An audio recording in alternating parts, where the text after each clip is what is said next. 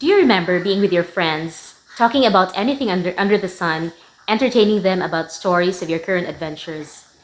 Have you noticed how you simply cannot talk like that when you're left alone with strangers or your crush?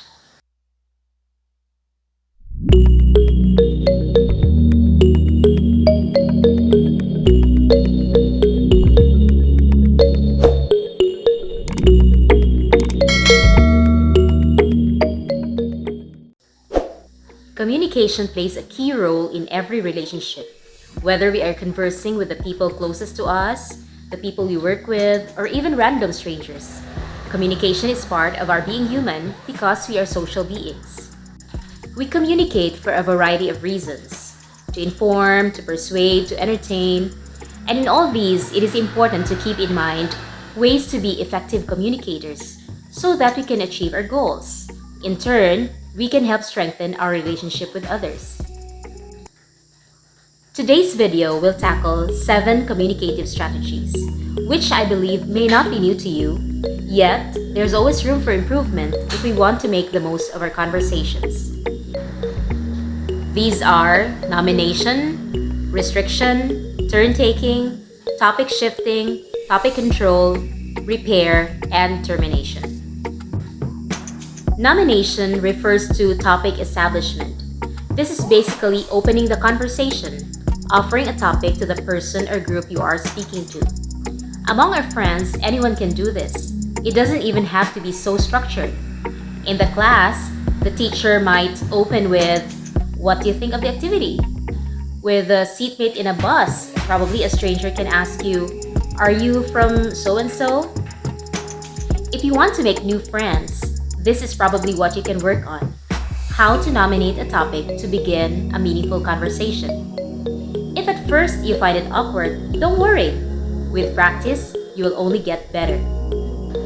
Restriction refers to controlled conversation, speech, or communication.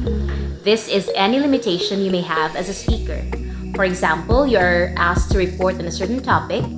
You are limited to that topic, and you are not to discuss anything else not related to that.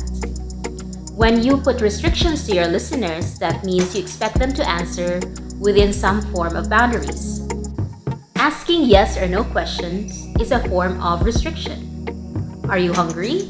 Is this your pen? Etc.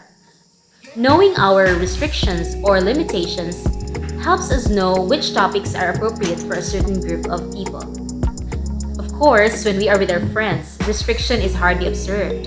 Topics can go anywhere, which goes to show that our level of relationship with others affects our level of communication with them, or the other way around. Our level of communication affects our relationship with others. Notice how friendships are broken because of silent wars, or people get separated for words that were said or not said. Turn-taking is turn-based communication. This strategy mainly gives everyone a turn or a chance to speak. In a formal setup, a facilitator guides the discussion, giving everyone equal chance to pitch in their ideas. In a more casual setup, there might not be a facilitator. That's why it's important to listen, give others a chance to talk, and respond accordingly. Listening is a very important skill that not everyone has mastered. Sometimes we only listen so that we can respond.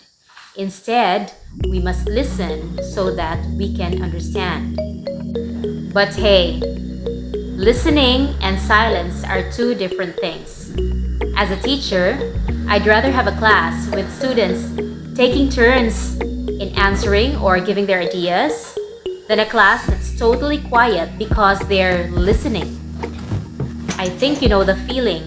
You would not enjoy a company that's just quiet or listening to you, giving you all the time to talk. Knowing this, how can you encourage others to have their turn in the conversation? Like, what do you think of the latest episode of so-and-so? Do you think the character so-and-so was guilty or not? Sometimes it may be difficult, but again, with practice, we can only get better. Topic control is the acceptance or development of a certain topic. This is used to help prevent any interruptions in the course of the discussion or conversation. It helps the participants to stick to the topic all throughout the discussion. This strategy is especially helpful in more formal setups. In a meeting, for example, the facilitator makes sure that the topics are within the agenda and will not deviate to irrelevant topics. If you're assigned as a class reporter, for example, it is your duty that the topic will revolve around the one assigned to you and not to jump to other topics simply to kill the time. If you feel that the discussion is already going away from the topic, then you can say, alright, we're now talking about communicative strategies, right? So let's get back on track. Knowing how to control the discussion helps save everyone's time and energy. Topic shifting refers to the introduction of a new topic in connection to the current topic. This involves moving from one topic to another. In a formal setup, the facilitator plays a big role in managing the discussion. He or she must ensure that the topic had been resolved before topic shifting or moving to the next topic. In an informal setup, topic shifting may happen more casually. Transitions are signals to guide that conversation has moved from one topic to the next. Oh, by the way, did you hear about the latest blah blah blah? Or, speaking about deadlines, have you already passed your essay to Mrs. Pineda? Repair refers to the assessment of a speaker in addressing conflict in communication. We already know that communication breakdown happens anytime.